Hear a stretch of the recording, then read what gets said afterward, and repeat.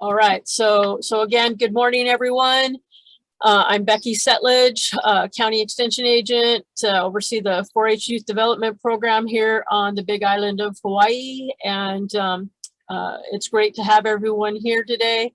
Once again, if you're just joining us, I ask if you wouldn't mind putting your name and everybody that's in your party in the chat box so that we have record of everyone who has attended.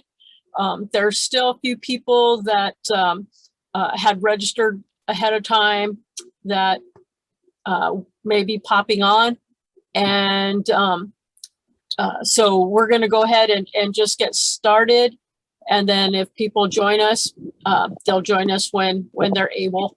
And but yeah, so welcome to our 4th annual Hawaii County Giant Fruit and Vegetable Contest, our educational tour. We are happy that you've joined us. And although this is another year where we're not able to come together face to face, we are going to try to make this as fun and realistic as possible, just as if, you know, we're doing this in person. And I'm going to stop here for a second because I did kind of put a little slideshow together to make this all kind of work. So let me just do that real quick.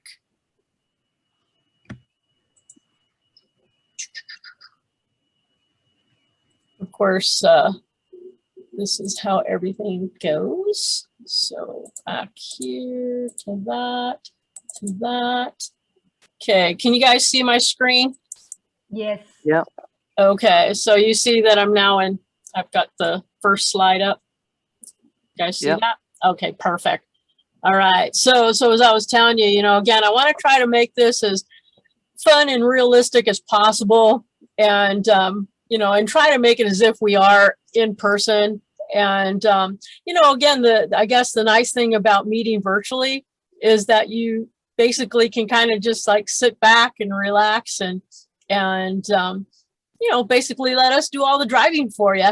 So one thing that I want to make sure, and we've kind of talked about this here just a little bit ago, is that you'll want to be in presenter mode so that you are able to see you know, everyone that's presenting and the things that we're going to be talking about. And then we're going to be real informal today. And so if you have any questions, feel free to go ahead and unmute yourself to ask your questions. I think that's going to be the best way. You can put your questions in the chat box, but I won't see them. If somebody else sees questions, if you know, don't like to talk, you know, while we're recording and stuff, put your question in the chat box and hopefully somebody else will see it. And if they do, if they don't mind just interrupting whoever's talking and let us know what the questions are. Otherwise, we'll have to wait till the end of the program before we actually see questions. Okay. And technology is what it is. And so I hope that everybody will, you know, be pretty good as far as, you know, understanding that if something's not working correctly and stuff, that, you know, just give us a little bit of time. We are trying something new this year. And, you know, we're trying to incorporate some, how do I put it, some video clips because some of our growers don't have a very good Wi-Fi signal. And so so either I've gone out and made some video recordings of their place, which they're here today and they're going to talk about, and or they've made them themselves. So, and we've incorporated them into this presentation in a sense. And so I'm hoping that the technology will go as planned, and if not, you know, if we get a couple hiccups along the way, we'll adjust as needed and then keep moving forward. But I hope that that doesn't, you know, make it a bad deal. So anyway, but yeah, so again, it's going to be a fun tour, and I'm going to go ahead and move forward now. So today, you can see here, we've got a lineup of several stops that we're going to be making today. two of which will be in the Puna area in the Hawaiian Paradise Park. So we're going to be making a stop to see Ed Olson Moore's place and then mine. And then we're going to start heading up the Hamakua coast to make a stop in the Hakalau area to visit with the Cross Ohana. And then we'll head to, and I'm not sure if they're on. If they are, we'll make a stop over in the Pawilo area to the Hawaii Green Earth to visit with Noah Dodd and Sam Robinson. Did they happen to come on at all? If you are, say hi so we know that you're on. Okay, not hearing them. If they happen to come on a little bit late, we'll take a stop and tour their pumpkin patch, and if not, we're going to keep moving up the Hamakua coast to the Hamakua Harvest Farmers Market, and that's where Elizabeth Malian, who's one of our contestants this year, she's growing a few different plants, and she isn't able to be with us today, but she made a recording, and you'll get an opportunity. She toured us around her place so that we could see what it was that she was growing. So so we'll be doing that, and then we'll jump back in our vehicle and head back south again, and head back towards the Hilo area in Panaeva, and we'll meet up with the Cabrera Ohana, and I hope I pronounced her last name right. Are you guys on today, Sandy? I know that they had some places to be, and they may be coming on a little bit late, but I know that they're going to be here, and so they'll be our last stop. And then following the tour, you know, pre-COVID anyways, we would have had a potluck lunch.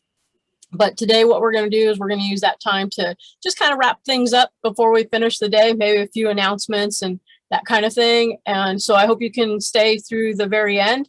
And some of the places that we're going to be visiting will be shorter than others, and that's okay. That just means that, you know, we'll be finished a little bit earlier. But just the same, I hope you guys enjoy our tour today.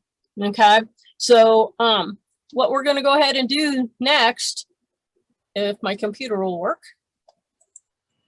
Oh, I see. And here I didn't even realize that I had arrows of all the places that we're going to go to. Just gives you a little bit more of a visual there. So as you can see, we've gotten in our vehicles and we are heading out to Ed's place. And so Ed, are you on? Yeah, Becky. Oh, perfect.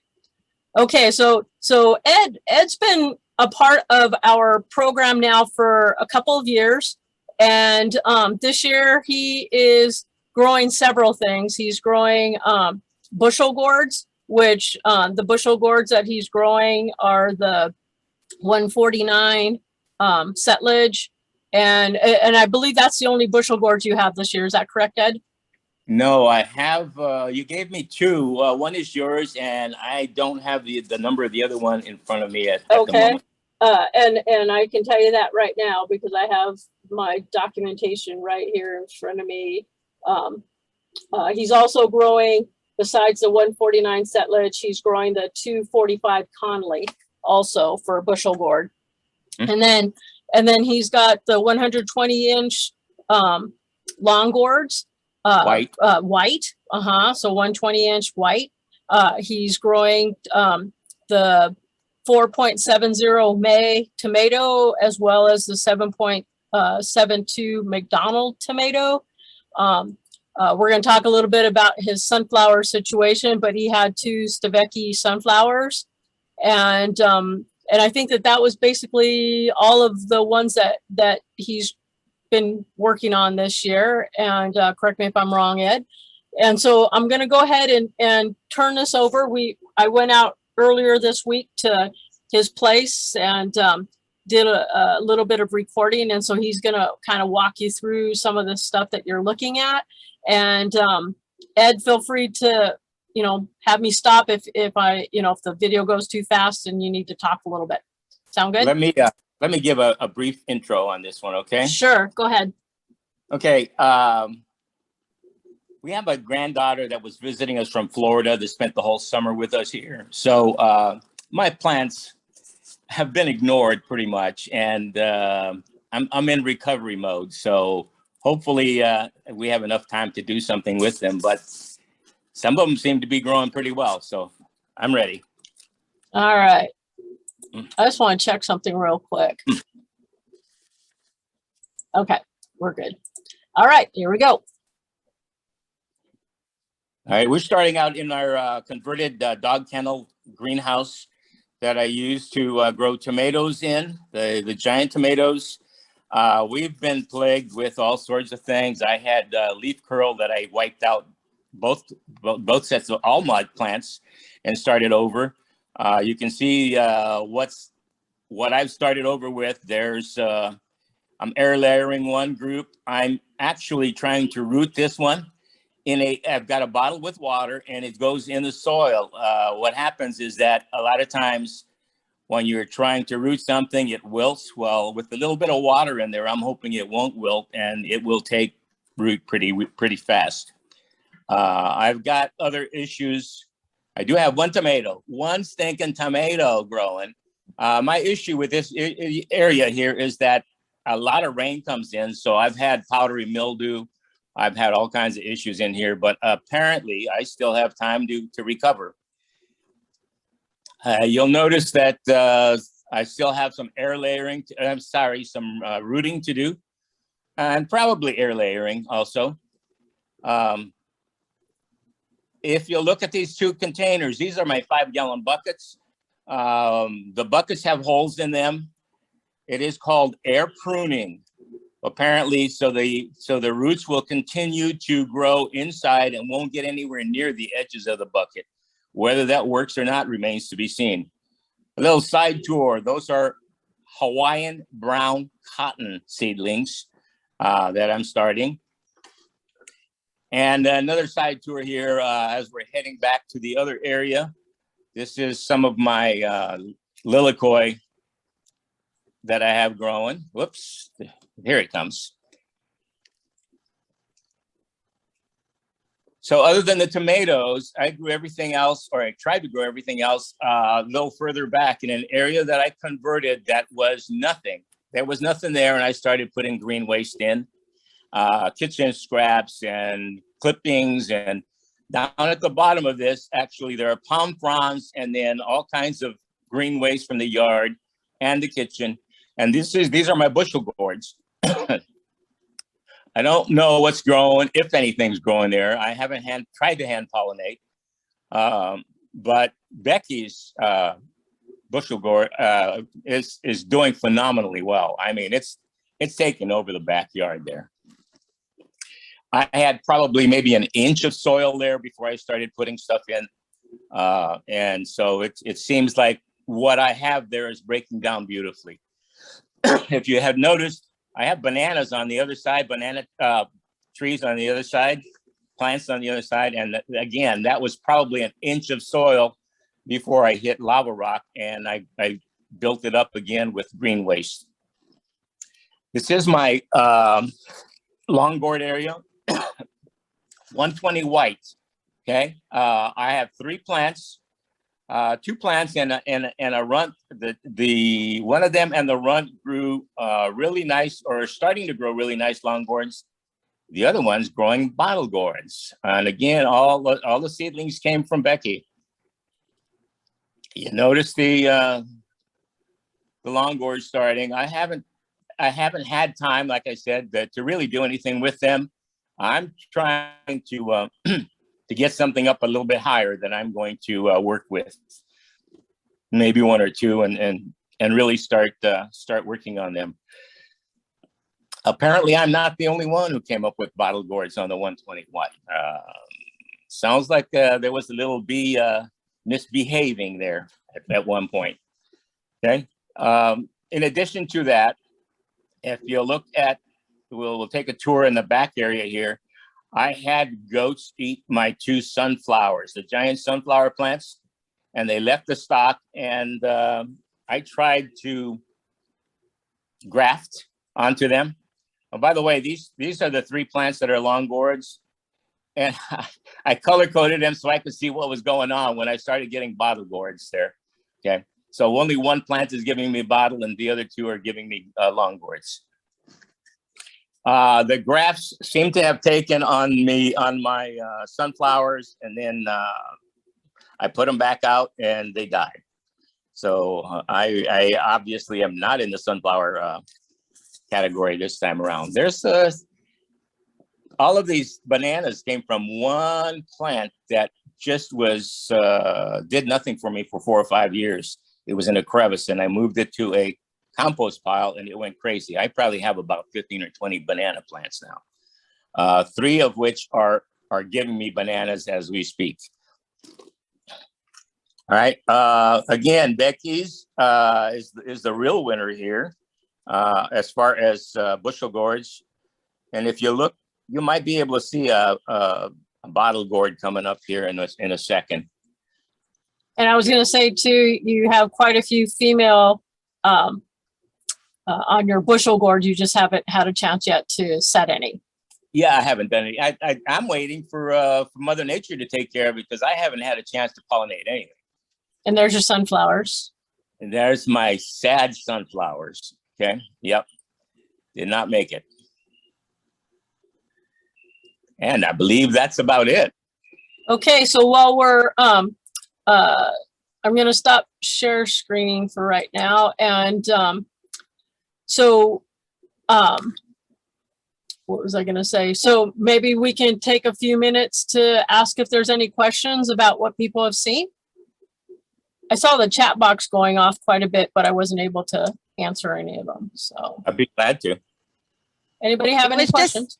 Oh, sorry. I was just trying to get people to sign in while you were talking. Oh, so. Thank you so much, Christine. Okay.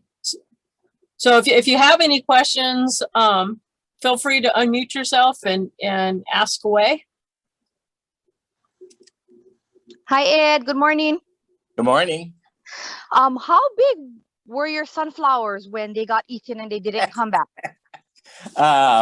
Well, I still have some first leaves on them. There were no true leaves on those things when the goats decided they were going to munch on them. Okay, I'm lucky then because something came and ate mine. But they came back. It looks like they just kind of started over because they were real small. I thought I was going to lose them, but they're about maybe 2 feet high right now, so they're not wonderful, but they are alive. That's why I asked. Yeah, okay, that's good. That's good. Well, when they ate, I left them like that for a week or two, hoping that something was going to recover, and it never did. That's why I tried to graft regular sunflowers onto that, and it did. Got it. Yeah.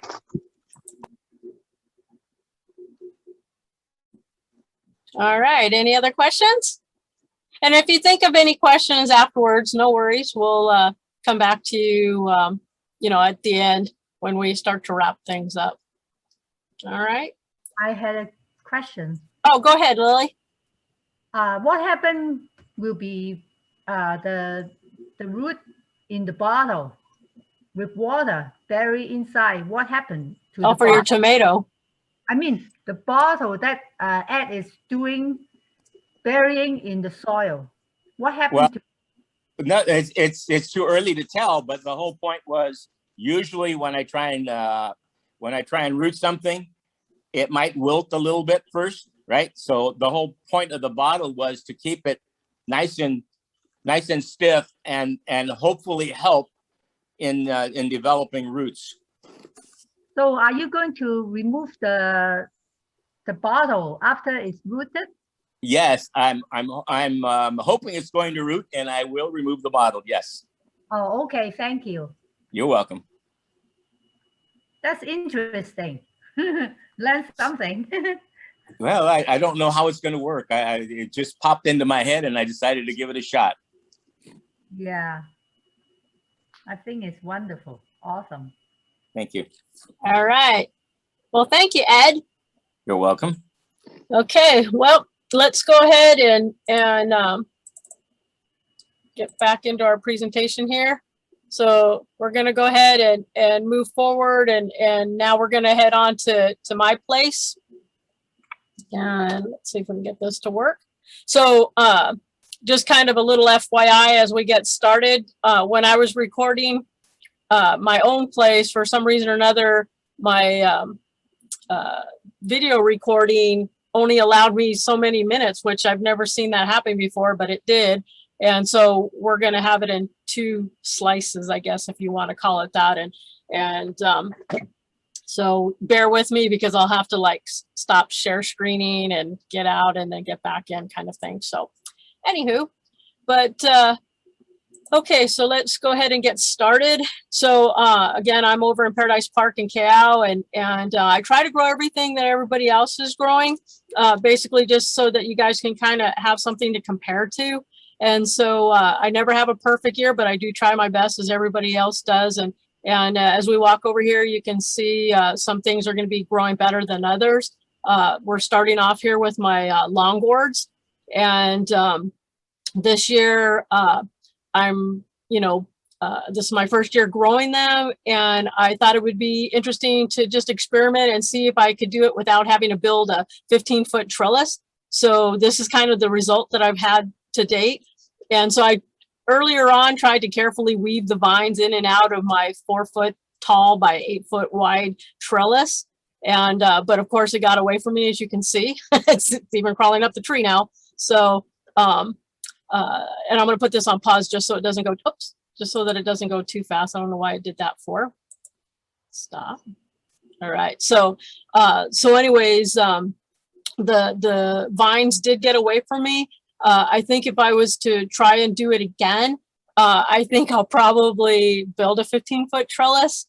And so then this way I can have it grow straight because and I'll play this video here again in a second, but if you've been watching that longboard, it did kind of get a little snaky. And the first one that I grew that I actually removed, Ed could vouch for this because he was with me when I removed it from my plant. It was about as tall as I was, but it did look like a snake and a little bit too much curve for me. And again, the whole idea with the longboard is to have it grow as straight as possible.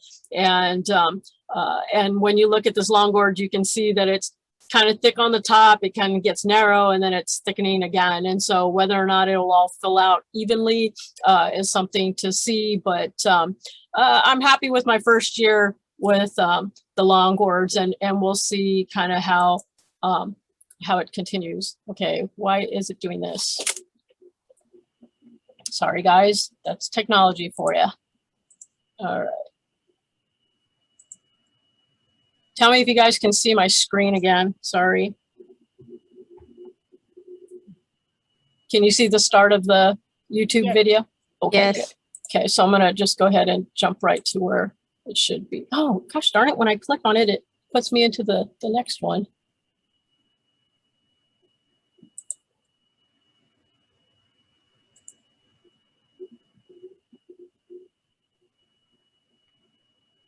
Okay, so let's see if I can fast forward it a little bit. Okay, so here's, you can see the back side of my longboards. The plant isn't doing too bad. I did lose a few leaves off of it, but again, overall, so far it's growing. You can see here it's just beyond the 4-foot, almost to the 5-foot mark, and this was a few days ago, and so I think it's even closer to that 5-foot mark now.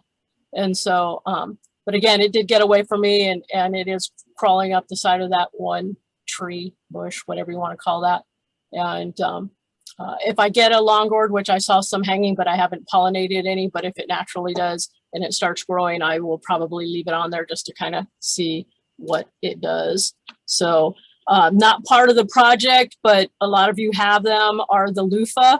You can see mine really aren't much to talk about as far as the vines, which is really funny because again, they look like the bugs have been eating them and they just don't look very healthy, but I got loofah on them. I have one on this one plant right here that I've been growing now, I think a couple weeks, and how they're growing with not much leaf and without what to me looks like not much nutrients is beyond me. But look at these.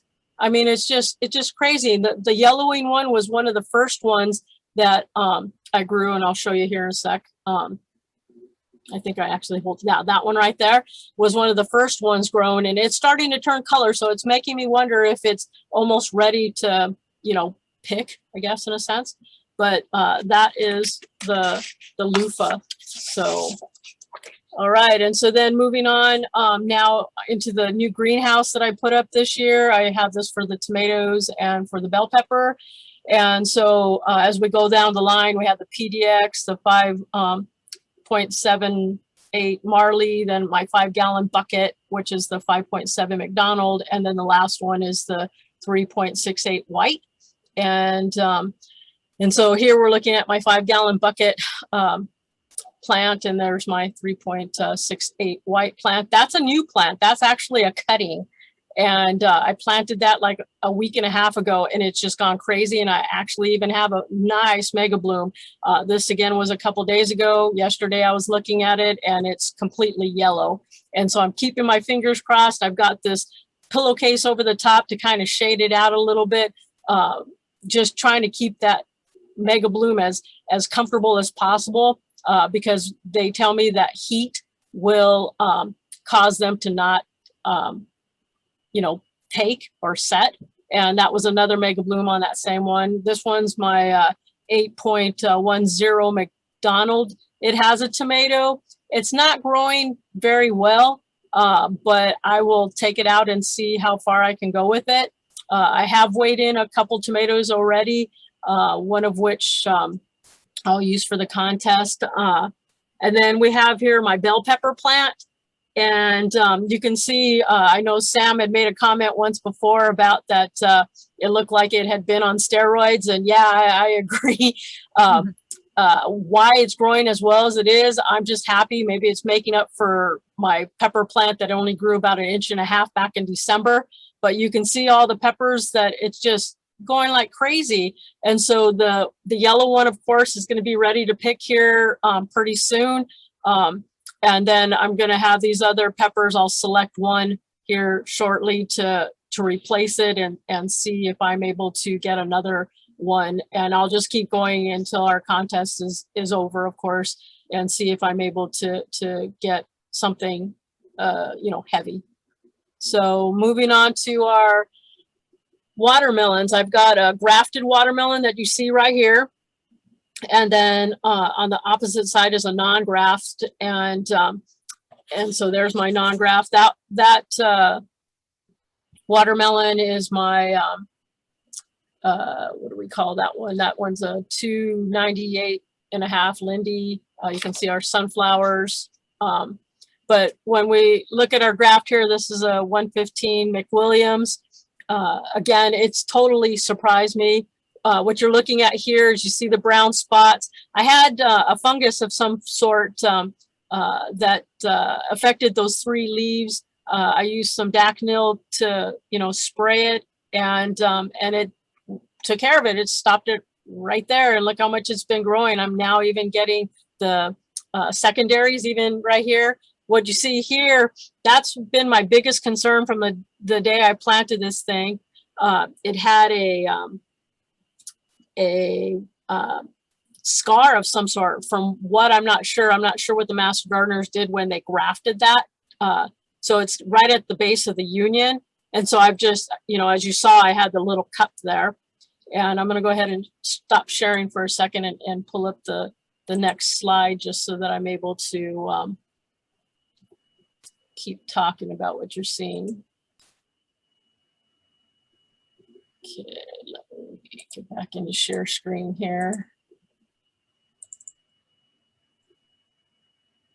Hopefully you guys are seeing the, okay, can you see my screen okay? Yeah. All right, thanks. Okay, so as this continues on, okay, so again, I had that little cup there to protect it, but you can see I'm actually getting side vines off of it, which is crazy, but I'm excited. I mean, that's just going to help the plant. And then this is the Lindy plant, and I finally got myself the 3rd try getting a watermelon to hopefully set. I'm keeping my fingers crossed because it's only been about a week, and the first 14 days is the most critical. So anything can happen. She could abort at any time. And so I'm holding my breath for about another week and hoping that she'll continue to grow. This one doesn't have as many side vines actually as what my graft does. So I'm, surprised about that. Here we've got the 3 sunflowers. The Pocheska sunflower is this one here that's actually finally opened up. And then to the left of it is the Anderson sunflower. And then this one right here that you're looking at is the Stavecki, which is one of the seeds that we've been using for many, many years. And again, there's the Anderson one. Looks like the Stavecki sunflower is going to be opening up hopefully in about another week or so. I don't know what the yellow leaves are at the bottom, whether that is a nutrition a deficiency of some sort. But yeah, that's where we're at on that. And then walking on over to my pumpkin enclosure, or what I call my pumpkin enclosure. This year I have my bushel gourd, which my bushel gourd, I'm growing the same seed I did last year, which is the 3.20.5 Conley, and then the 94 Rebe, which is the field pumpkin, which we all have the same field pumpkins this year. For another year, I'm dealing with the same thing, a nutrition deficiency of some sort, not getting those secondaries like I should be getting. I got a nice vine, a main vine, but and here's my bushel gourd plant. You can see it's not as proficient as what you saw with Ed's, which it should basically be doing. I should have vines everywhere and leaves everywhere. I'm getting lots of flowers. They're all male flowers. I haven't yet found any female flowers on it. I actually took a close-up of one flower that I thought might maybe be a female, but I have a feeling it might possibly see like right there, but I think that's a male flower too. So yeah, so I think I need to just do a huge overhaul on this enclosure and either remove the soil, get new soil if I can find good soil, or try to just let this sit idle for a couple years and really, try to add the amendments. You can see the weeds grow real well. So no problem there, but I think this is our 3rd year trying to grow stuff in here, and this basically what I have. But I'm happy to report that I haven't had any major disease issues like I have had in the past, so that's good too. So I think that is all that I have to share with you on my place, and I think it's almost coming to an end here. So yeah, so that's what I have for my contest entries for this year. Okay, so I'm going to go ahead and stop sharing, and if anybody has any questions, I'm open to answering anything that you have, or we can go ahead and move on to our next presenter. Hi, Becky. This is Sharon. Hey, how are you today? I'm doing okay. I had a question about the sunflowers. Your sunflowers are huge.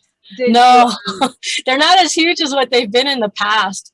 They're actually a lot shorter, like almost half the size of what I've had in the past.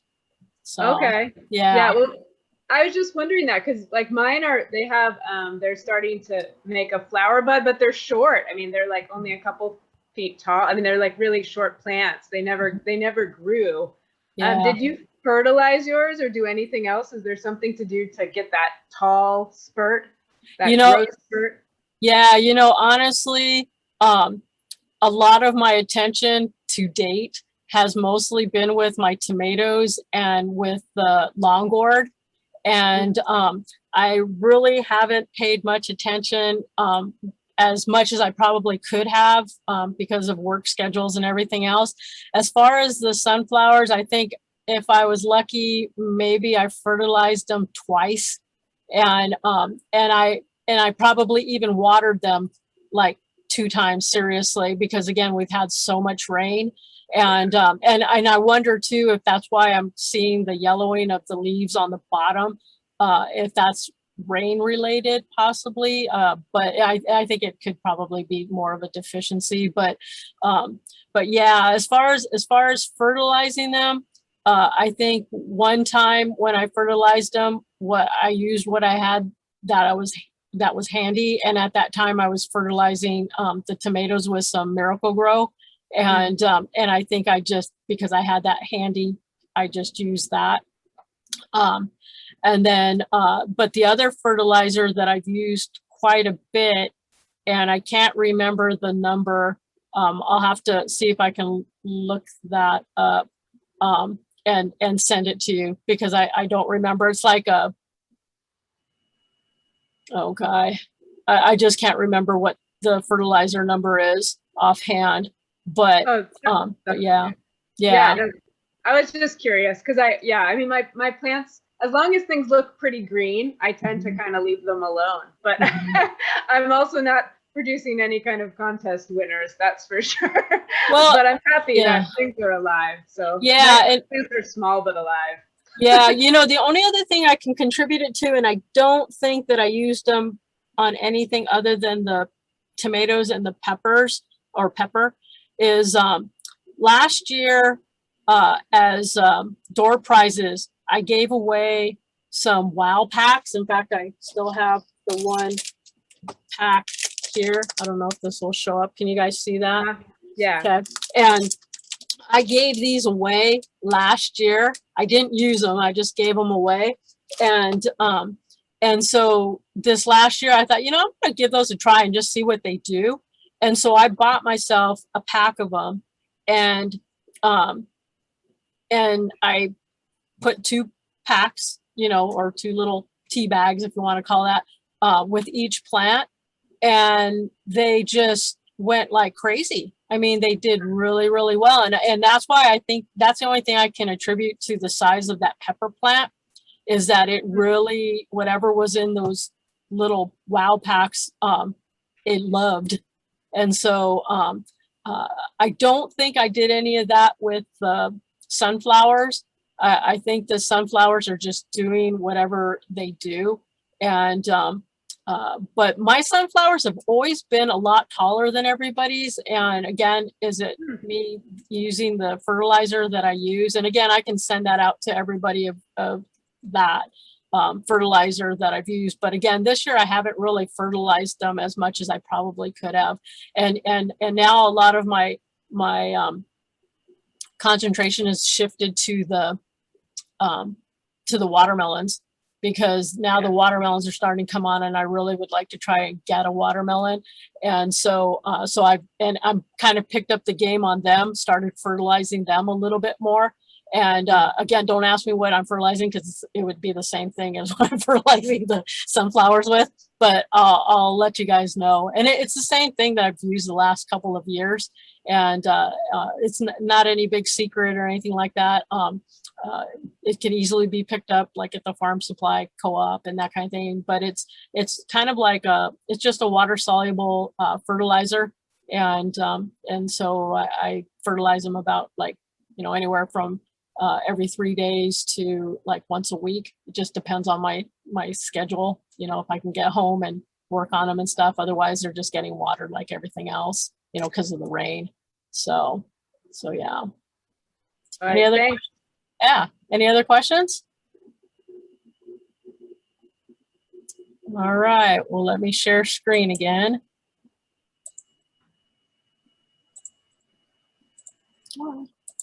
There we go. So we're going to go ahead and jump in a different vehicle now, and we're going to start heading up the Hamakua Coast, which makes me wonder if this was the Hamakua Coast, because it kind of looks like it. And so what we're going to do is we're going to head to Hakalau now, and we're going to go to the Cross Ohana. And I'm going to go ahead and stop share screening now, and we'll get out of that.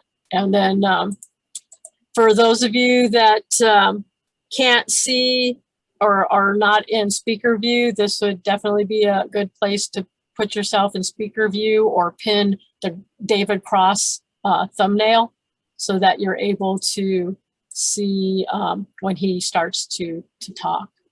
Okay, so David, I'm going to turn it on over to you. And let me just give you a quick introduction too. So the Cross family, we have David and Annie and Charles and Julie. And, you know, they've been doing the contest now for a couple of years. And they, this year, they've gotten a field pumpkin from us. So they have the 94 Reed. They have Atlantic Giant, which is the 591 Fleming. And then they're growing some of their own seeds that they can talk about. And then they have the 115 McWilliams graft, kind of like what I have. And then they also have a non-graft watermelon, which is the 161 Prochaska. And then they also have loofah. They're growing a pepper, which I believe theirs is also a mega gold pepper if they still have that. And then they have cabbage, the giant cabbage. So I'm going to go ahead and turn it over to you guys. And okay. Hi. Hello, everybody. Everybody can hear me good? Yep. Yes. Okay. Yes. So I'm out here in Hakalau. Lived here since 1992. Lived in born and raised in Hilo. It's a family farm, so there's a couple houses on it. I'll start you guys out with take you down to where the loofah is. So the loofah, we made this trellis here. We have loofah and cucumber on it. So these are the first two loofah that actually I had to hand pollinate. And then this one, which is a lot bigger. This one I hand pollinated, but this one that just started 2 days ago, and it's already, what is that, about 8 inches long, was pollinated by bees as much as I can tell, because I didn't touch it. But it's doing pretty good, I think. And what are you fertilizing with? Because you've got quite a bit of leaves there. So I did a same fertilizer amendments I did with my giant pumpkins. I did the whole area. Mm-hmm. And I did an area prep. I just prepped the whole area. And as you can see, we're deep soil here. Mm-hmm.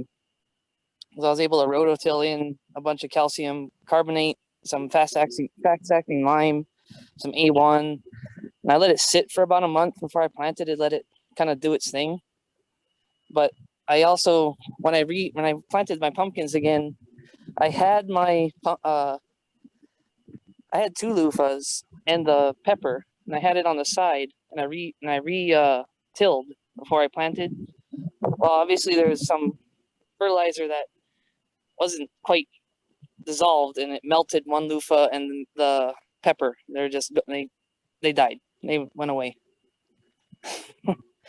Sadly. But and that happens. Yeah. So we ended up just adding some different plants in there. We have starting some sugar snap peas, and this is just a Thai watermelon on the side here growing upwards.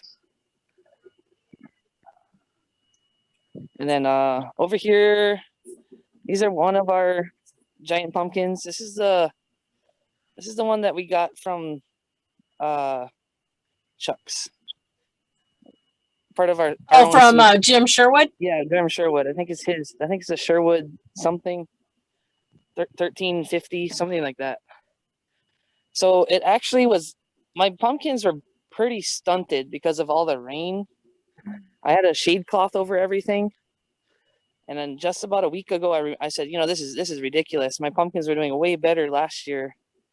So I actually removed the shade cloth, and it's doubled its size, just getting a little bit more sun.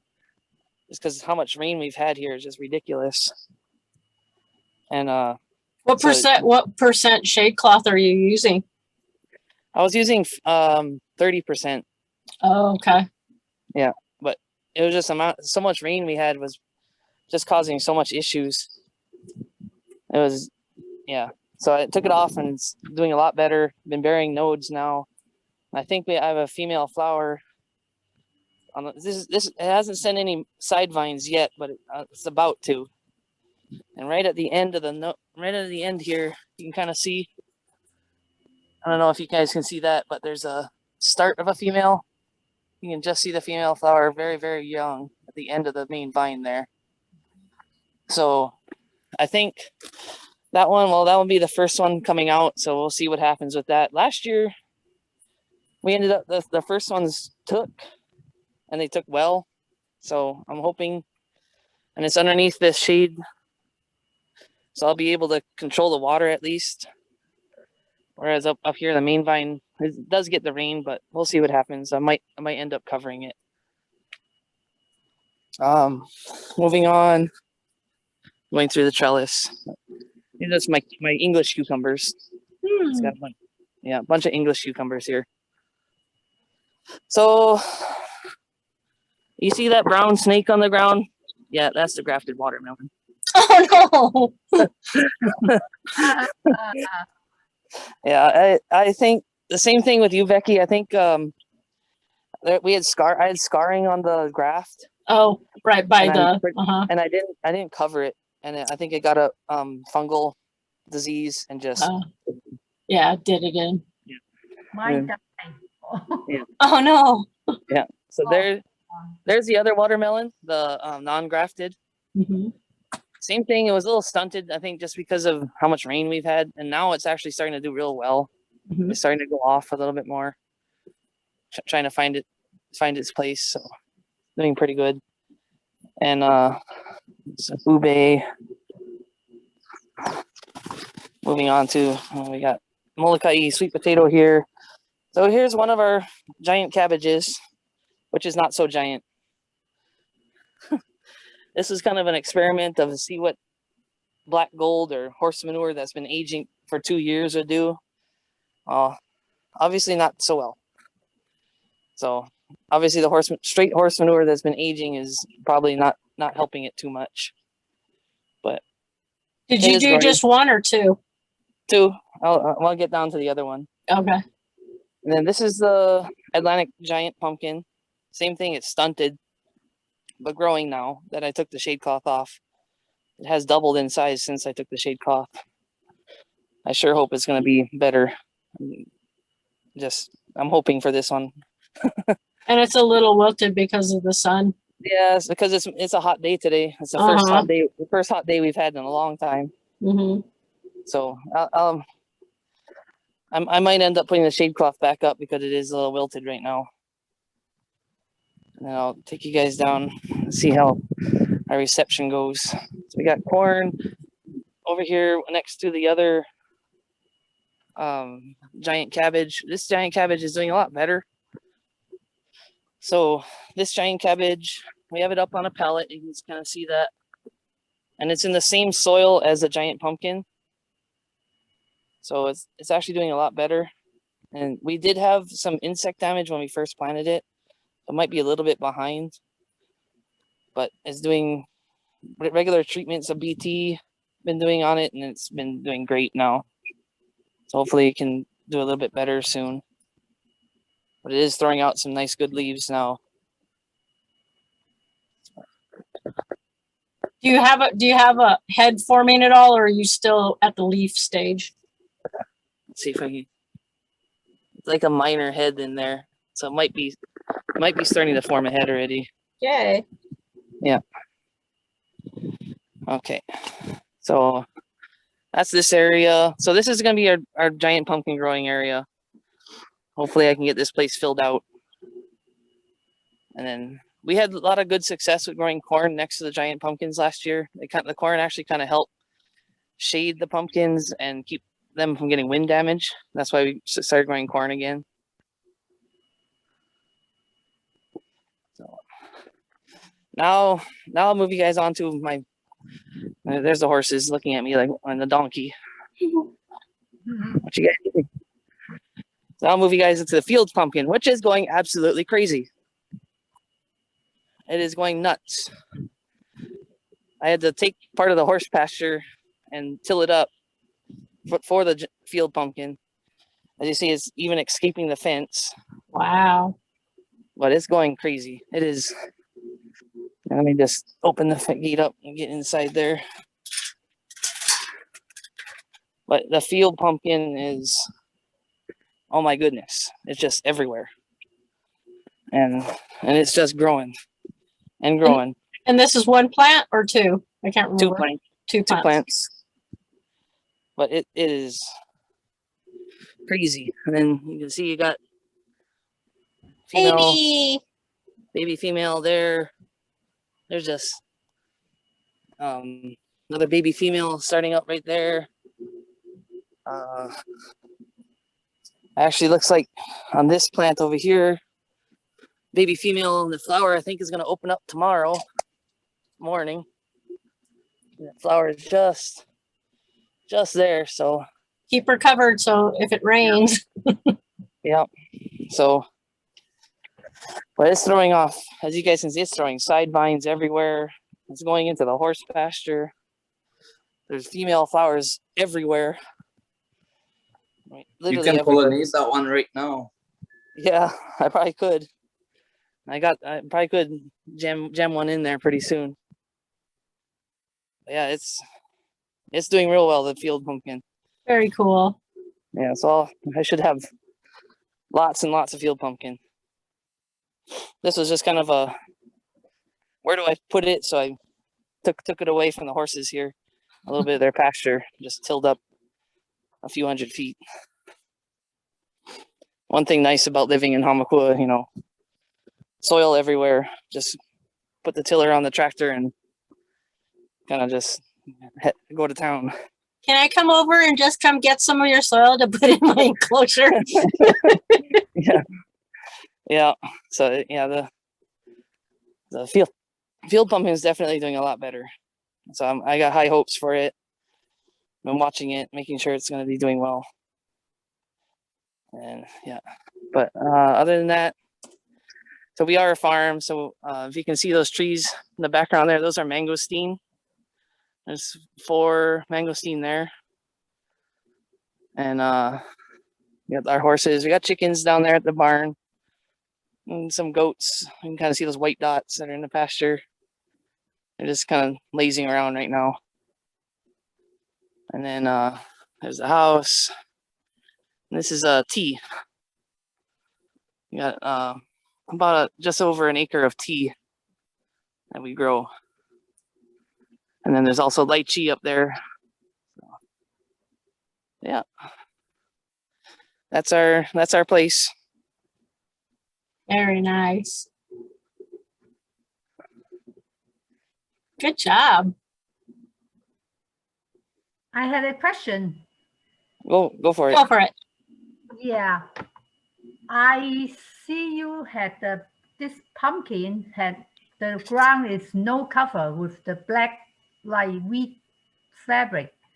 So why the other one you cover with the fabric? This one you just let the soil, let the pumpkin go everywhere. Yeah, the field pumpkin, I didn't want to put the weed cloth over it because I knew it was gonna kind of go crazy. At least I hoped, just the way field pumpkins are supposed to grow. Okay. So I just kind of I was like, you know, I'm not gonna cover it because I kind of wanted the side shoots to come off and do its thing.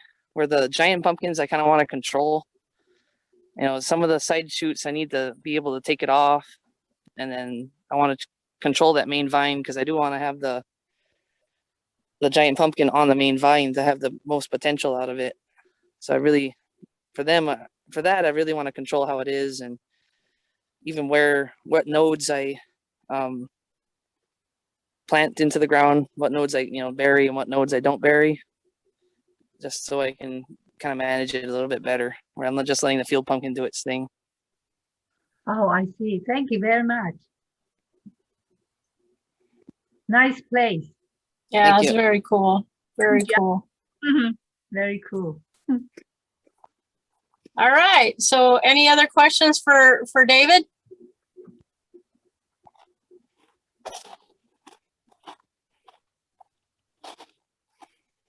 Anybody?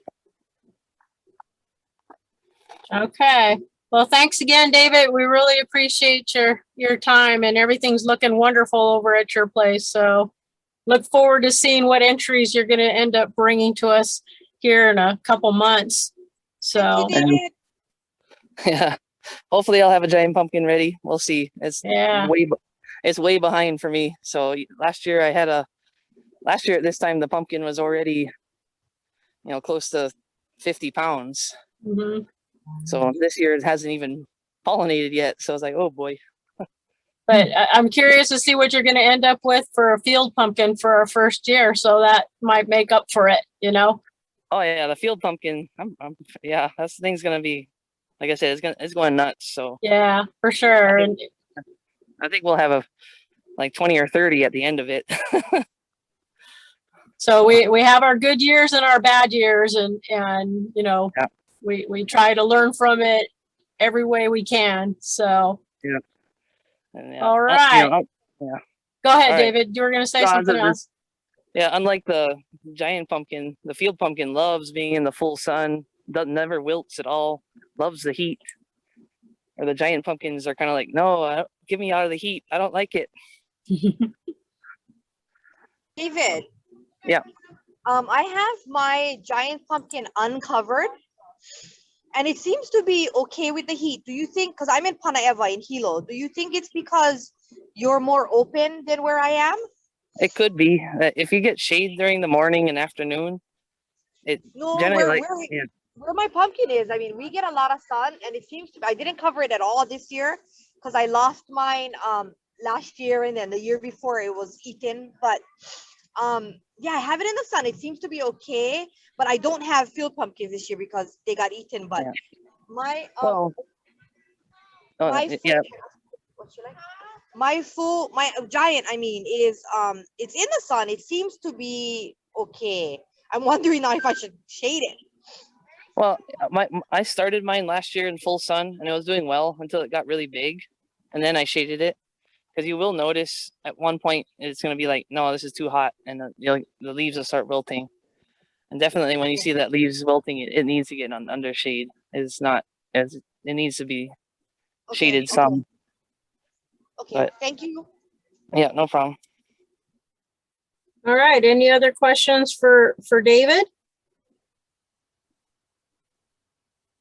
Okay. So, just a real quick answer to Sharon. She was asking earlier, like fertilizer that I was using. I did look that up, and what it is 5-11-26 is what I've been using, and it's a hydroponic type of fertilizer, and again, it's real water soluble, just dissolved real easy in the water, and so that's what I've been using for my fertilizer. If it's not something else that I pull out, like I was telling you earlier with the Miracle Grow, that kind of thing. So, all right. Okay, so screen save again. And let's get back into our car. All right, so, and it says we're going to the Cross Ohana, but we're going to keep moving up the Hamakua coast here, and we're actually going to move on. And can you guys see that YouTube screen there? Yes, I can see it. Super. Okay.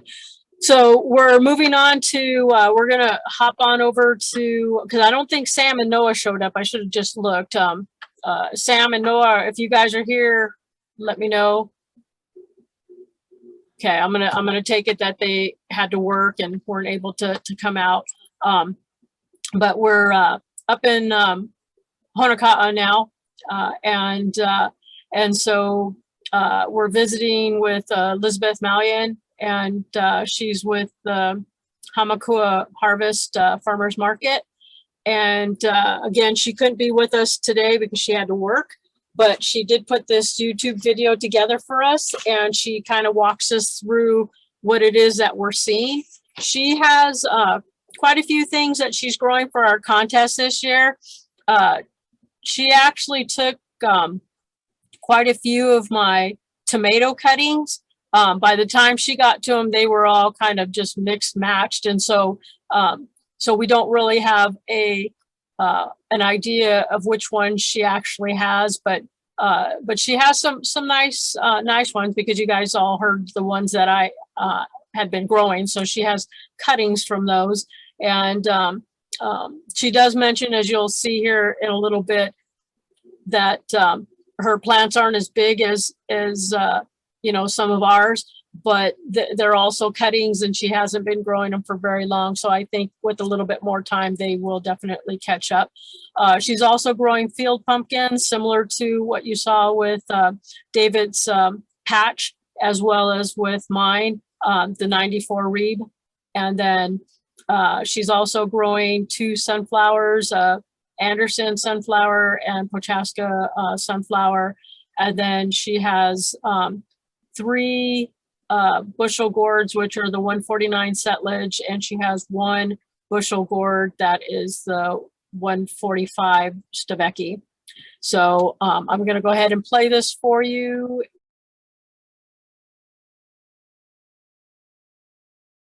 And then afterwards, she sent me a couple just still photos of some things that she kind of talks about. So we'll talk about those here in just a little bit. All right, can you guys see that? So, so I think these are just some things that she had been using. Be Safe 3-in-1 garden spray. It's insecticide, fungicide, and miticide. So I've never seen this. Donna, have you used this before? I've never seen it. No, Yeah. I've never seen that. Yeah, maybe something on Conacide that she might have picked up, maybe, or something. I'm not sure. Probably a garden exchange or something. Oh, okay. And then I don't know if you can see this picture of her blossom. Can you guys see that? Yep. And, yep. and you can see right in the middle, there's a pickle worm. I don't know if you can see Evil. They're yeah. evil. Yeah, and I don't know what this other bug that's crawling on it on the left. I'm not sure what that is, but the one in the middle there, that's a pickle worm there for you. It's the pickle worm's friend. Yeah, and I don't think she not understood, but I don't think she knew that that was a pickle worm. I'm not sure. And so I did email her this morning after I got her email with the link and everything. I had mentioned to her that, yeah, that's a pickle worm. And then she had a clever idea of using the leaves on the plant to, I guess, shield or protect the fruit. So I guess we'll see too how well that works. But of course, as quickly as these grow, I would think that might, be something that wouldn't last, but maybe a couple days. And then you'd have to find something else to cover it with. So, but still good idea just the same. So, all right. So where are we now? Okay, so, all right. Sorry about that. So now we're going to go ahead and we are going to head to our last location. Get this set up here. Okay. And so we're on to our last place. We're gonna head back down to Pana Eva, and we're gonna go ahead and turn things on over. I'm not sure who's your spokesperson gonna be for this, Sandy. You guys breaking this all up for your? It'll be me for now. Brian has the kids getting their vaccine, their second one. Oh, okay. Yeah, so we're on the road actually. Oh, okay. But you can still see what everybody else is going to be looking at? Yes, I can. Okay, super. Okay, so I'm going to go ahead and start the video. I did mute it, so hopefully it is muted, and because when I played it the first time, it did have sound to it. So yeah, there's some background noise and we couldn't cut it for some reason. Yeah, I was able to. I'm hoping and cross my fingers earlier it worked. So we'll see how this works. All right. Okay, so I'm going to turn it over to you now. So here goes. Okay, so this is my Atlantic Giant in my 150 square foot plot. So it's been doing really well since I put it in there. And he's gonna show you a part when you can see in the middle where the main stem is, and it kind of cracked open. And it's very like it. I thought it was gonna die, but it didn't. It just kind of calloused over and kept on growing, and that's on my main vine. And I've had a lot of little male flowers. You can see the male flowers underneath. The leaves are huge. They're like, I don't know, they're like a foot across or bigger. So you can see the male flowers underneath. I haven't had luck with female flowers, but there is one. The day we took the video, there is one female on there now. And I moved my plot this year. I amended a plot for the whole year. And oh, there it is. There's a female. And I just left it. You know, I just kept working on it. I didn't plant anything else in it because I was waiting for the pumpkin this year. And so we moved it to the back of our property, all the way in the back along our property line. And our neighbor back there has macadamia trees and bees. So I'm hoping that the bees will come over and pollinate, because that was my problem, I think, the second or third year. And then the pigs got it the year after, and then last year it died. So I'm just happy that it's grown the way that it has so far. I'm hoping to at least maybe get a fruit set on it though. Yeah, looks good. Okay, let's see if this will advance or if I have to stop share screening. So let's see. Oh, no, took me back to the pumpkin. Okay, so I'm gonna have to stop and go to the next one.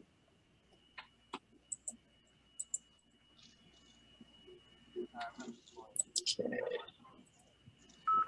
So, oops. So let me.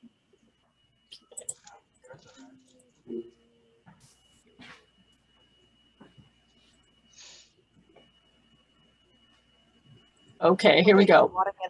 Yep. Because our watermelon is in the 64-foot plot. So we made it a little longer because that's how my vines have gone even last year. The year before it was okay. So there's one vine that's kind of yellow. I'm not sure what's going on with it, but I'm cutting that out anyway. So the one that you're looking at right now, there's just a small little bud of a fruit. I'm not sure if that is even going to take. I have no other fruits yet. So I have 4 vines coming out of the main. I'm cutting back 2 today, and I'm keeping 2, and then we'll see how the 2 goes from there if I get any fruit to set. The vines look a little skimpier than they did last year, but the year before, but they weren't very big, and we got a good watermelon out of it. So I'm hoping that we're going to get some fruit. And I agree that if you put it on a grass, and then I just been covering a little bit with some more mulch, that it keeps the critters away more than when it's exposed. I never got pickle worm over here on this side, but I did get it on my pumpkin last year. So I'm hoping that keeps it. But I find that when the vines just kind of lead their way on the grass, they do pretty well. So we're hoping we'll get it. Was this a graft? Okay, for some reason I thought both of them was grafted. But the one that I know for sure was grafted, it's the one that I had in that cardboard pot. That one just died. No matter what I did, I thought it was going to come back at one point, and it just didn't. So that one just died. So this is actually my first one. And I think that if they were both grafted, that's what I thought. I thought they were both grafted. Yeah, I'm looking right now. Okay. Oh yeah, they are both grafts. Okay, Yeah. so this is a graft. This is a graft. Wow. Yeah, so the first one, it was very obvious where the graft was, because where it was just wasn't doing so good. It was kind of yellow, and it was kind of weird looking. Like it wasn't a real smooth looking graft, and that's the one that died. So this one seems to be, it's doing okay. It's not suffering at all. It's not really, really big, but it's definitely not suffering at all. Yeah. Yeah, so it actually took off then. That's good. Yeah, so that's good. Okay. That worked. Okay, I'm gonna go ahead and get back into this and get into the next one. Okay, so.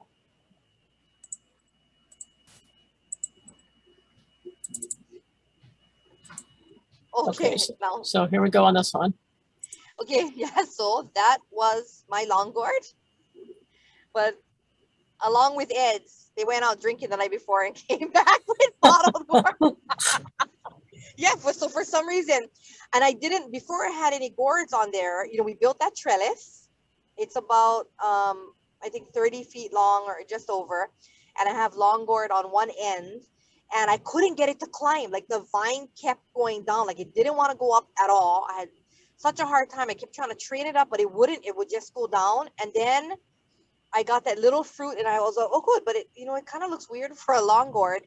And we ended up with those 2 bottles. So I've got 2 on there.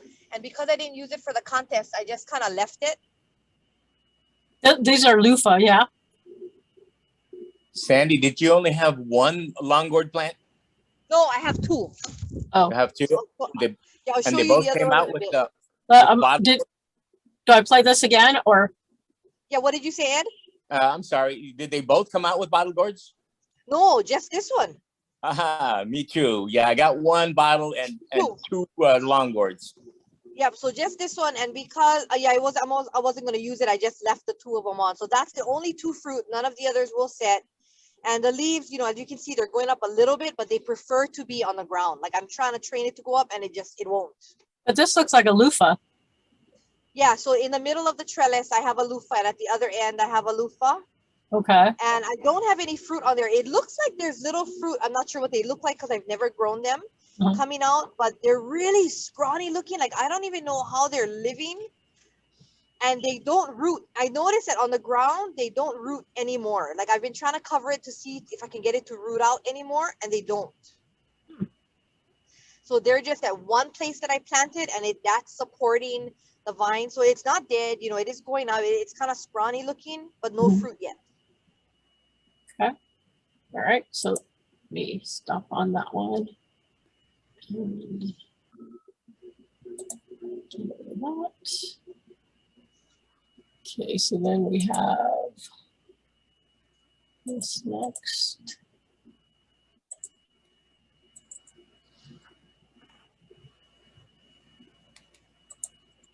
Okay. Okay, what is this? We put that up because the cardinals were coming and eating everything that's red in my garden. Well, they ate my blueberries, all the Hawaiian chili peppers, they killed my habaneros, and they were coming for the tomatoes. So we hung that hawk up, and so far so good. So this is just like it's my central garden where I have just my small one where I grow my little things. So that's my sunflower that you can see right in the middle of that shot. And it died when it was little because it got eaten, and I thought it wasn't going to come back, which is why I was worried when Ed said his didn't come back. But it is, and it's starting to grow now, but it's only about 2 feet tall. So that's my long gourd, Ed. So I did get 1. And I know you said, Becky, that yeah, yours was kind of snaky. So mine is just hanging, so it's not touching anything, but it still has a curve on the bottom, like a fish hook. Mm-hmm. You know, and from when it was, you know, born on that vine, it didn't climb on anything. It didn't hit anything, but it's still not really, really straight. I'm not sure why that is. Yeah, but, and I don't either. I think and Ed's grown them longer than anybody, I think, and I think that just happens. Yeah, so but I had one last year that curled around. It did nothing but curl. Wow. So I think there's a genetic issue there too. And on the ground, I've grown them accidentally, and they curl also. Mm-hmm. Okay, yeah. So I just have this one hanging. I'm gonna put another support across in case it gets any longer. Mm-hmm. But that's about maybe 1.5 feet. And then right behind that, that's a fabric pot with my 5-gallon tomato. Okay. And yeah, so that's what I use Ed with, like what you're doing with the air pruning. They say that that's what the fabric pot does. It air prunes it, the roots, but I don't think it works very well because the fabric pot, it ends up picking up all kind of like moss and stuff, and I think it clogs it up. So I'm not sure if the fabric pot's that good, but I do have my 5-gallon tomato in there. And I'm just realizing now that I also have a 5-gallon hydroponic tomato that I'm growing that I didn't get a video of. I'll send a picture of over later, but that one grew really weird. Like it grew a main vine and then it grew a sucker. And off of that sucker, it had like 10, it was weird, 10 suckers. So the middle was like just a ball of leaves. So I had to go in and cut it all back, but that one seems to be okay. When I first got my tomatoes, when I first put them in the ground, they shot up like about 3 feet in, I don't know, like a week or 2 weeks, really short time. And I had mega blooms on it, but all of those blooms turned brown and fell off. And I haven't gotten a bloom since. So I don't have any tomatoes on them at all. I don't know what happened with that. Interesting. Okay, and we've got one more video clip for you. The pepper, Zachary's pepper. And he's still getting his shot, or is he with you? Yeah. Well, he's here. He can't get his shot yet, so he's outside. Let me give him a call. Okay.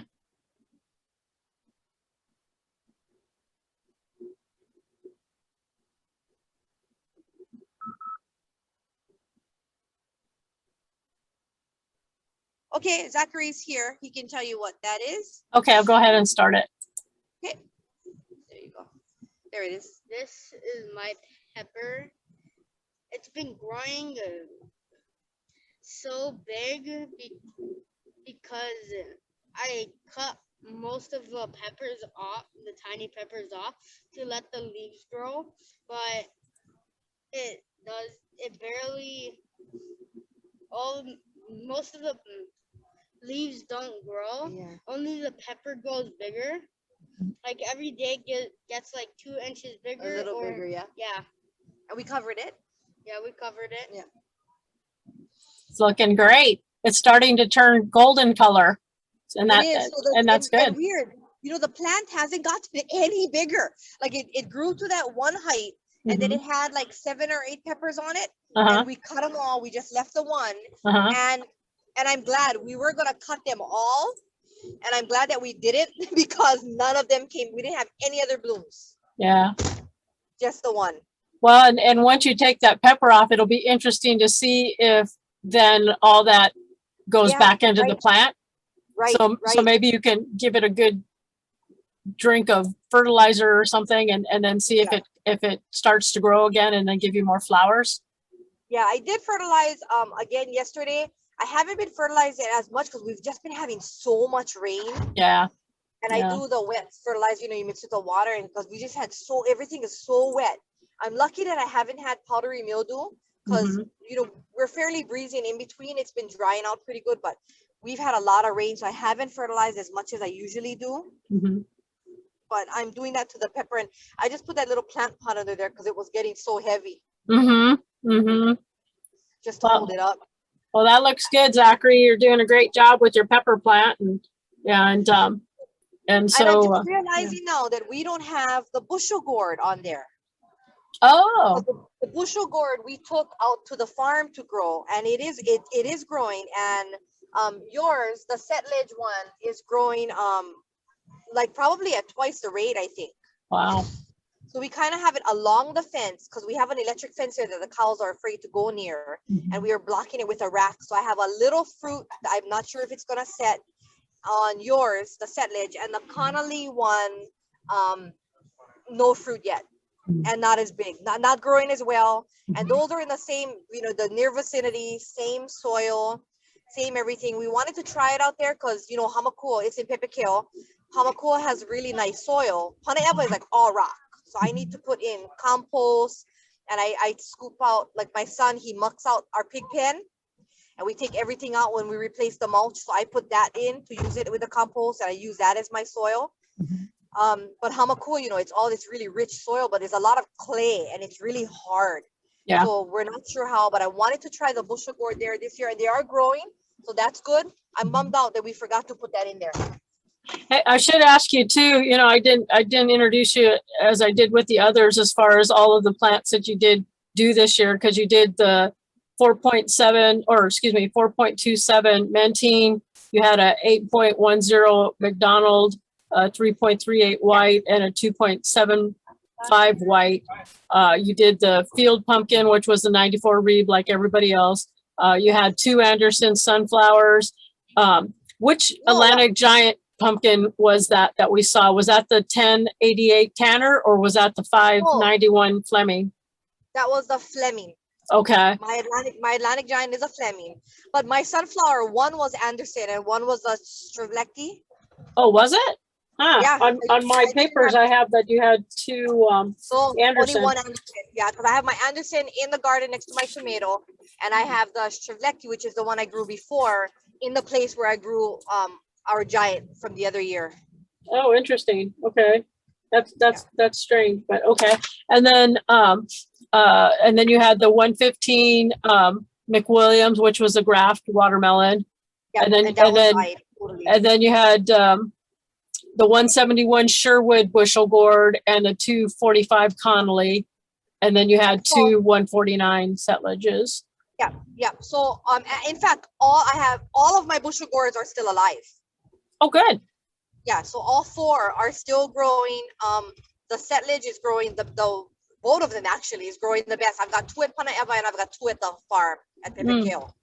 Nice. So so I have a little fruit on it, and we'll see how that one takes. And that's yours, Becky, that has a fruit. Both of them that have fruit are both yours. Yeah, that'll be fun to see. And at least with you can use like the Sherwood or the Connolly one males to cross with it if you get the male flowers. So that'll be interesting to see what the crosses might look like. And like the bottle gourd, we don't know what happened there.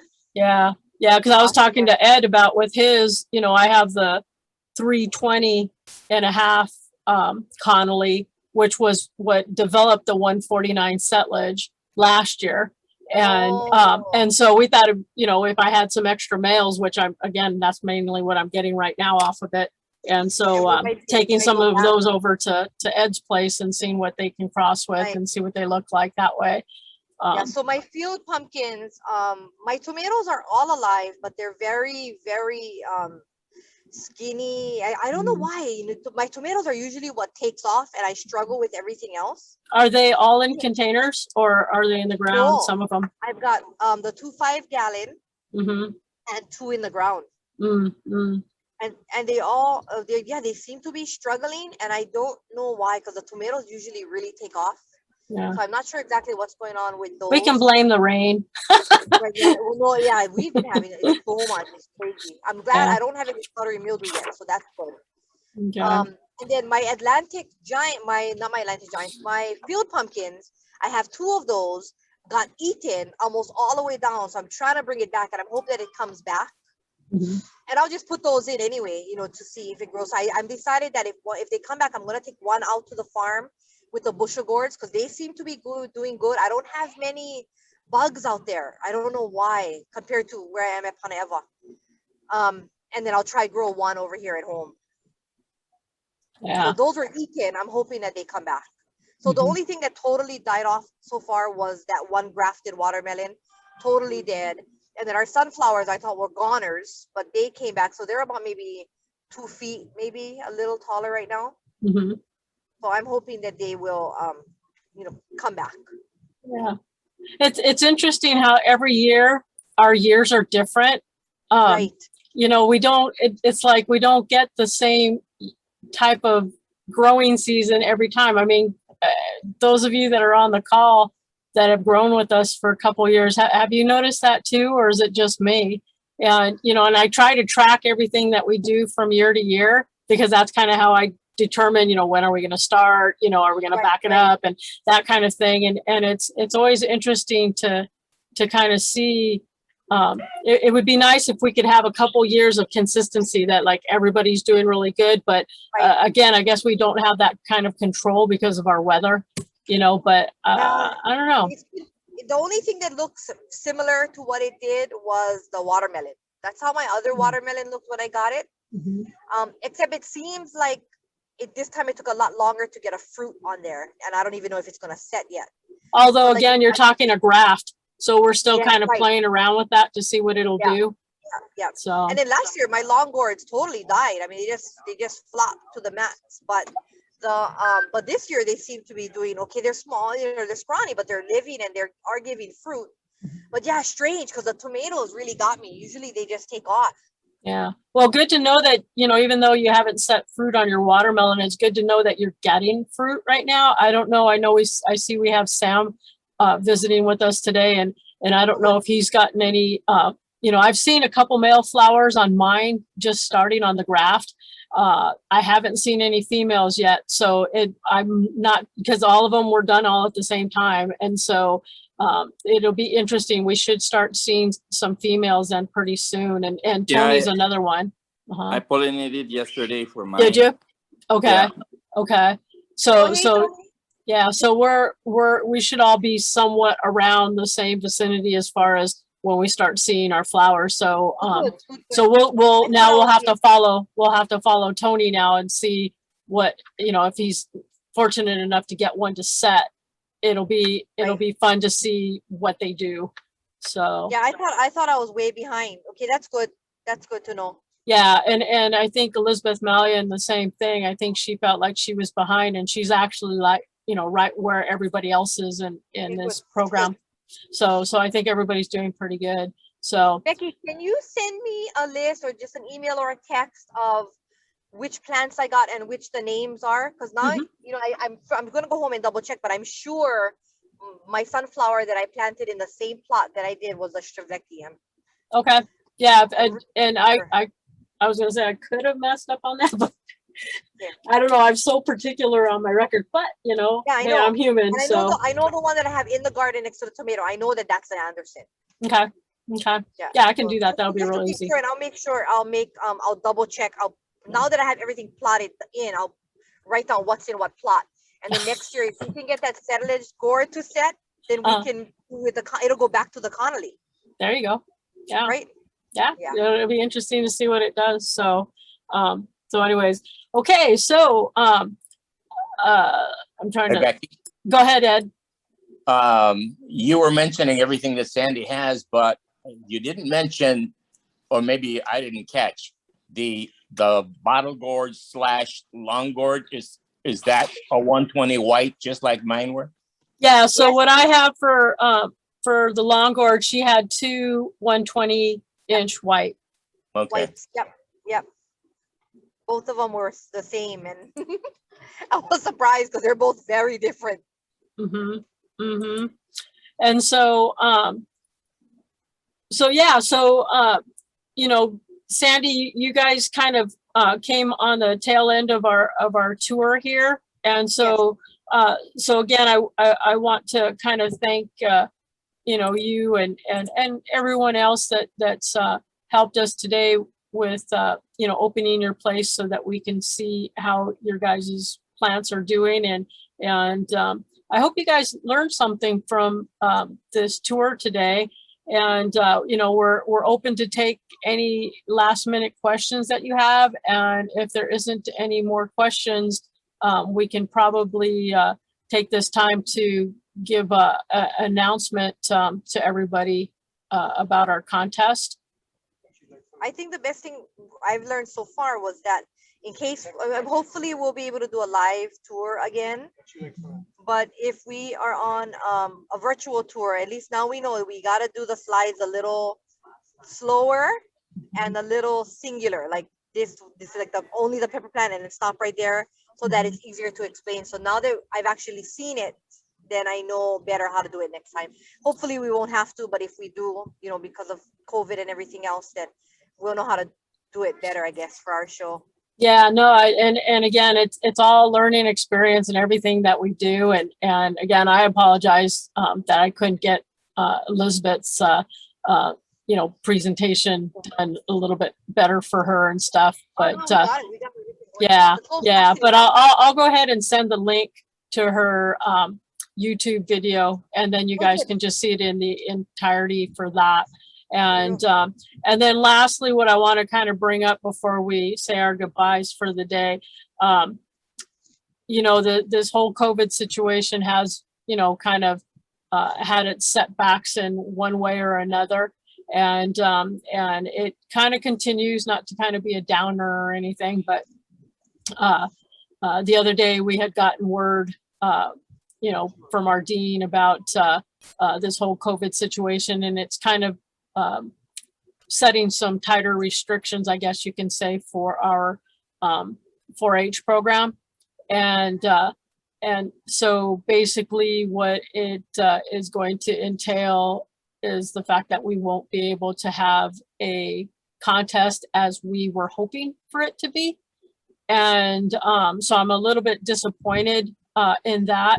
But that being said, we're going to plug forward. I have talked with my committee, which is with Ed and Donna, and we have come to the decision that we're going to go ahead and for this year, again, do it as we did last year, whereas as your fruits and vegetables or your entries are ready to harvest, you contact me and we will schedule a time to weigh your entry from now until Friday, I believe it's October 29th.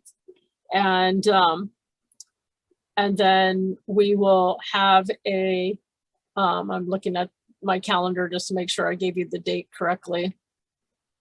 So yeah, so now till October the 29th, you can submit an entry and we will weigh it instead of having one day where you bring the entries in.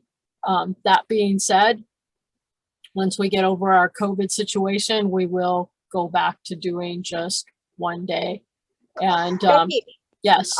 I'm sorry to stop you there, but I just No. wanted to know, when we bring in to weigh, is that the one and done, or can we bring in another? Like if Zachary gets another pepper and before the deadline, can he bring in another one? Yeah, so great question. So yeah, if you have more than one, like you said, if he brings in his pepper and he grows another one, that'll be perfectly fine. We'll weigh whatever entry that you have. Again, the only thing that I'm going to have to mention to you guys is like last year, we keep our weights and everything hush hush. If you want to post pictures, that's perfectly fine. I don't have an issue with that, but I would like to keep everything hush hush until our award ceremony, which we'll set for that October 30th, which would be that following Saturday. And yeah, and then we'll give out our awards similar to how we did it last year. And I guess anything could happen between now and when we were originally planning our contest, but it's kind of hard to keep just jumping back and forth. So we'll just keep plugging forward.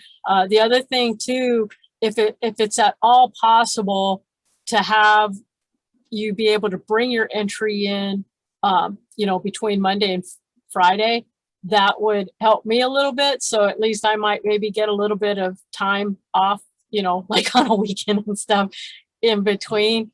But if not, don't hesitate or don't wait because it's falling on a weekend. I will come in and weigh it for you. So the other thing too is that I'm not going to have the manpower that I did last year. So if you have a large entry, I'm going to have to really rely on you guys to help me with, having the help.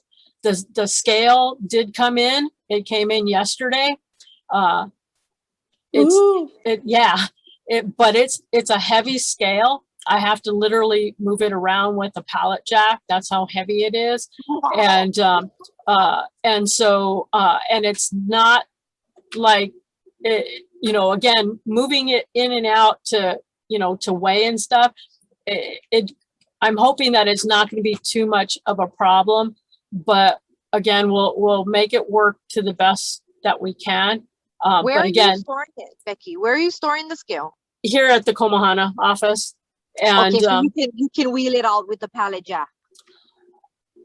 Yes and no. I don't know yet if what my options are as far as electricity. I don't know, like if it's like battery operated that I can charge it up like our other one was, or if I have to have it plugged in order for it to be able to work. And so I haven't gotten that far with it.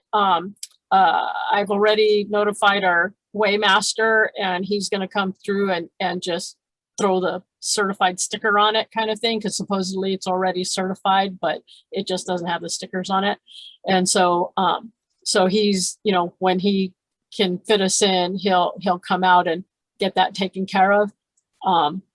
But yeah, if we can do it Monday through Friday, that'll be helpful. If not, because again, like all my entries, it never fails. They start showing color or whatever on Friday night, and then it's like, oh, I don't think I'm gonna make it till Monday. So, but if that happens, don't hesitate to call me. I will make the time for you guys. So, yeah. All right, and let's see, Ed, was there anything else that I'm leaving out? Not that I can think of. Okay. Yeah, Is I that- don't think anything here. Okay. Anybody have any other questions or anything about the contest or about what you saw today? I have been recording this, obviously. And so I do want to remind everybody, if you didn't put your name in the chat box when you came on, if you wouldn't mind doing that now, so we can at least know that who we had in attendance. And I see some names here, or one name anyways now, that I don't recognize. Melissa, are you from Oahu?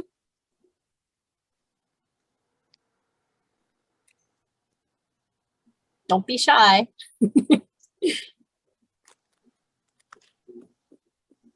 Okay, I don't recognize Melissa's name, but I'm gonna figure that she may be possibly from Oahu. And because again, I did invite Oahu and Molokai to sit in if they had the time and the interest. So Melissa, if you can hear me, regardless of what island you're from, thank you for coming and visiting with us. I hope you learned something. All right. Becky. Go ahead, Tony. Since and no one have butternut squash, is it okay to share a picture of the one that's coming for Hawaii? Yeah, sure. Go ahead.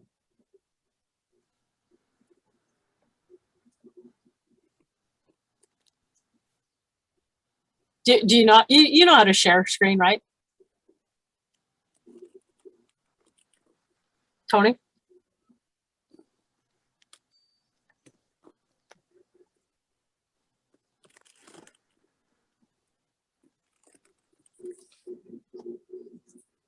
Okay, give Tony a little bit of time on his end.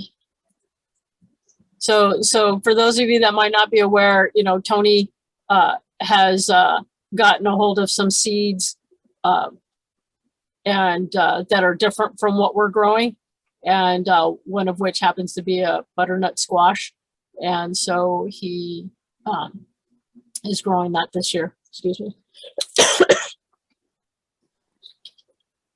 I forgot about looking for seeds for a butternut squash. Yeah, I just didn't come across any this year. So. Well, we're waiting for Tony to come through. You guys, at least two of you, Becky and Sandy, I realize that you've used those cloth bags, those cloth pots. Yeah, the fabric pot. Yeah, and Sandy, you seem to have a problem with them.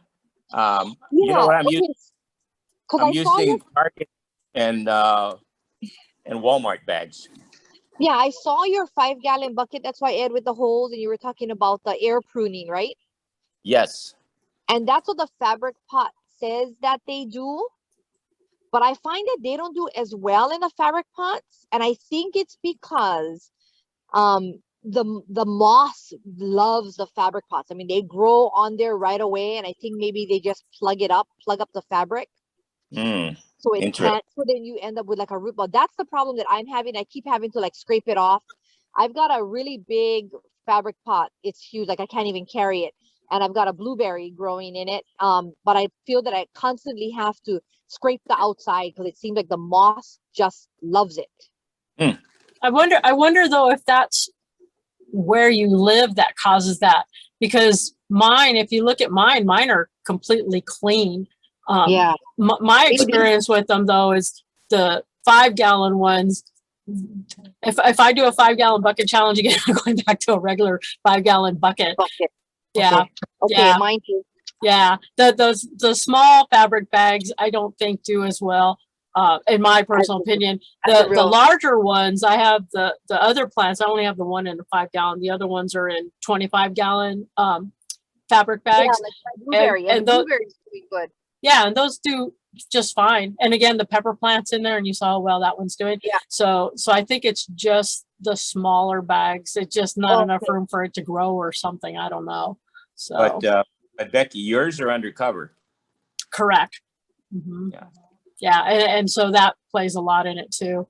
I think the biggest problem with it being undercover is just the fact of the high humidity, because I was closing the sides up, the big doors on the end every day when I was gone, because I was afraid the chickens would go in there and scratch around, and so that caused a lot of powdery mildew, and it caused you can see the air roots that are developing on the side up high on my tomato plants.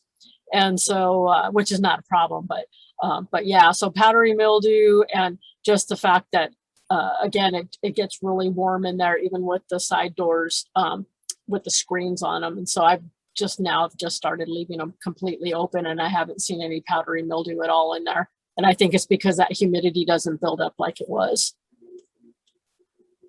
I don't have a problem. Oops. Go ahead, Lily. I mean, I don't have a problem using the bags.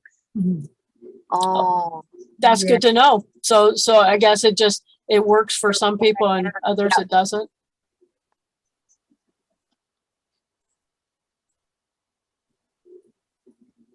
Yeah, because you had a pretty nice tomato on yours.